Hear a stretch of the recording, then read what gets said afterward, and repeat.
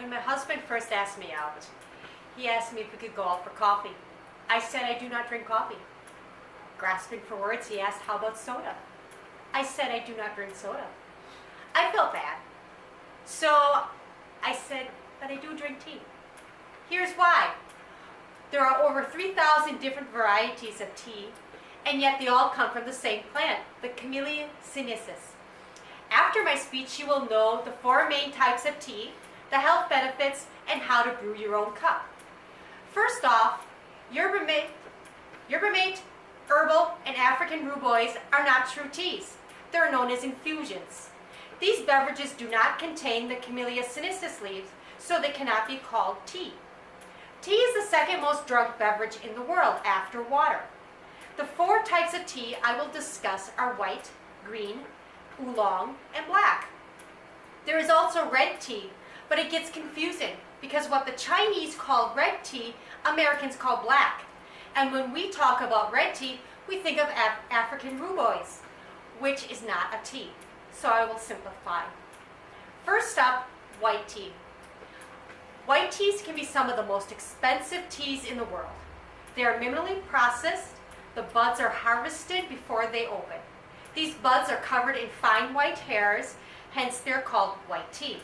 Silver needle, white peony are the most popular. After the tender buds are plucked, the plants are left to grow. The next leaves to be harvested are for green tea. Green tea is what the Eastern cultures think of as tea. The process is simple. After the leaves are plucked, the leaves are then allowed to wither slightly. Then they are cooked by steaming or pan firing, dried, and then packaged. Cooking the leaves halts the oxidization process. Chinese green tea is characterized by pan firing. 2 popular Chinese green teas are cloud and mist and gunpowder. Japanese green teas are usually steamed after plucking. Matcha is the tea used in Japanese tea ceremonies. After green, oolong is the next strongest. Oolong is largely produced in China. Once leaves are harvested, they are first withered, then bruised slightly to encourage enzymes to interact with oxidization.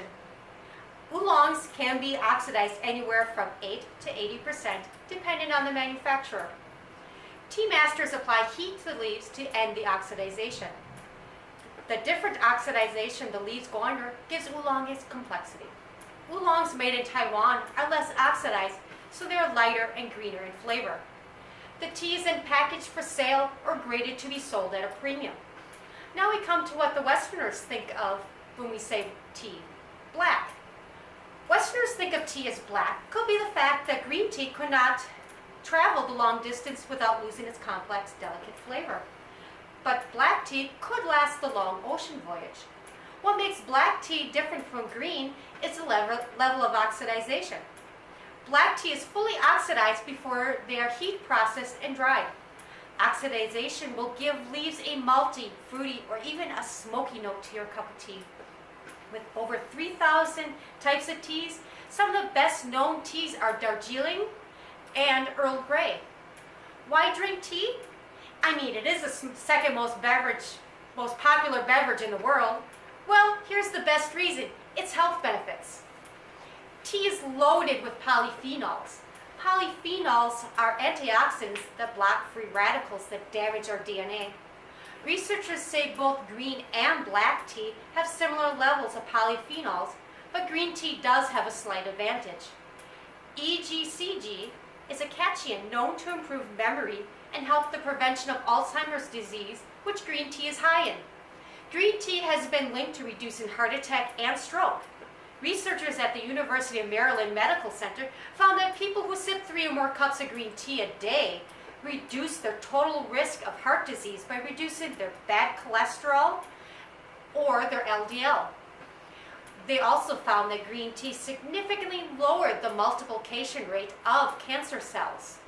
Black tea is richer in polyphenols known to reduce the risk of high cholesterol, diabetes, Parkinson's disease, osteoporosis, and kidney stones. Both black and green tea have been linked to decreasing cancerous tumor growth, boosting metabolism, improving bone strength, and even to ward off chronic diseases like heart disease, diabetes, and Parkinson's disease. Now that you are all excited about tea, you want to drink it. How do you brew it? Always use fresh water. Never use water that has been previously boiled. 1 teaspoon of loose tea to 1 tea bag per cup of water. After your water boils, set it aside. Boiling water can cook your tea leaves, causing a bitter cup of tea. After 10 minutes, you may pour the water over your tea leaves. You should always brew by the clock. White can be brewed 1 to 10 minutes, green 1 to 2, oolong 1 to 5, and black 3 to 5 minutes. If your tea came with instructions, you should follow them. You can always add more time. White tea has such a subtle flavors that tea masters believe they should be enjoyed naked. No lemon, no milk, and no sugar. Other teas, go ahead and add spices, honey, or milk, whatever you enjoy. But never add lemon or milk to the same cup of tea. That acid in the lemon will curdle your milk.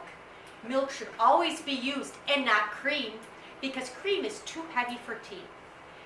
In conclusion, tea is a great addition to any healthy lifestyle. The possibilities are endless what you could add to this delightful beverage, as long as it's not cream. Fruits, herbs, nuts, or rice can be infused with your tea to add another dimension to your ordinary cup. White tea has the most delicate flavor. Green tea has been the traditional tea of the East. Black tea, the favorite of the West. A cup of oolong can have the characteristics of a green or a black, but as delicate as a white. Tea is a great addition to a healthy lifestyle. The benefits may help fight cancer, protect your heart, and help you maintain your blood sugar. The 4 steps to brewing tea are boil, rest, pour, and steep. With over 3,000 varieties, there is a tea out there for you. And of course, we have an audience and a cameraman. Hi. 6 people.